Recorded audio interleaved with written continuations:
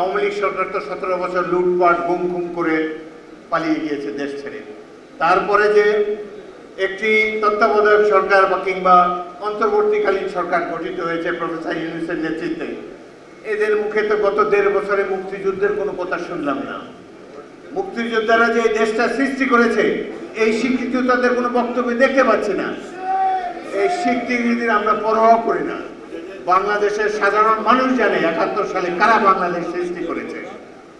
কোনো রাজনৈতিক দল নয়, ছাত্র যুবক সাধারণ মানুষ এই দেশটি সৃষ্টি করেছে।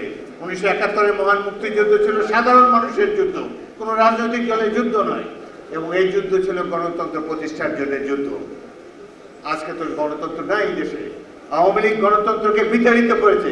তার আগে শেখ মুজিবুর রহমান বাকশাল গঠন করে গণতন্ত্রকে ধ্বংস করেছে। তার কন্যাও অন্য কায়দায় বাংলাদেশ থেকে বিএনপিকে নির্বাসনে পাঠিয়ে দিয়েছেন।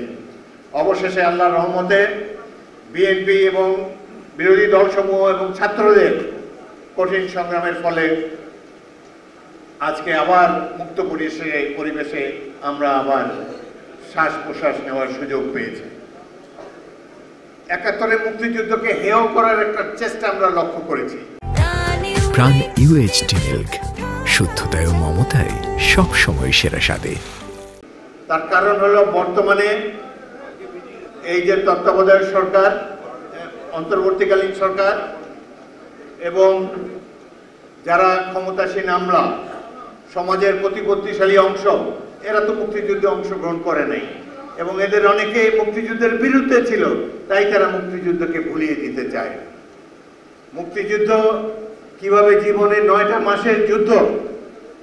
এখানে অনেক মুক্তিযোদ্ধা আছেন, আমার সামনেও মুক্তিযোদ্ধা। আমার বক্তব্য প্রজন্মের উদ্দেশ্যে বলতে চাই, অনেক ত্যাগ তিতিক্ষার বিনিময়ে এই দেশটি স্বাধীন হয়েছে। জীবন বাজি রেখে যুদ্ধ করেছে। তার সাথে এই যে আগস্টের অভ্যুত্থান, তার আগে এরশাদ বিরুদ্ধে অভ্যুত্থান, তার আগে ইয়াহিয়ার বিরুদ্ধে অভ্যুত্থান, 2-3টি রাজনৈতিক অভ্যুত্থান হয়েছে, যার ফলে সরকার পরিবর্তন হয়েছে। কিন্তু এগুলোর সাথে 71-এর মহান মুক্তিযুদ্ধের কোনো তুলনা চলে না। 71-এর মুক্তিযুদ্ধ একটা নতুন দেশ সৃষ্টি করেছে, আপনারাই সৃষ্টি করেছেন সেই দেশ। এই দেশের জন্য রয়েছে অযুত সম্ভাবনা।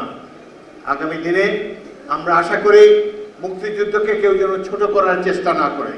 যদি মুক্তিযুদ্ধকে ভুলিয়ে দেওয়ার চেষ্টা করে, যদি আবার রাজাকারদেরকেই আবার গ্লোরিফাই করার কোনো চেষ্টা করে, আমরা এখনো জীবিত আছি। ইনশাআল্লাহ আমরা তাদেরকে প্রতিরোধ করব।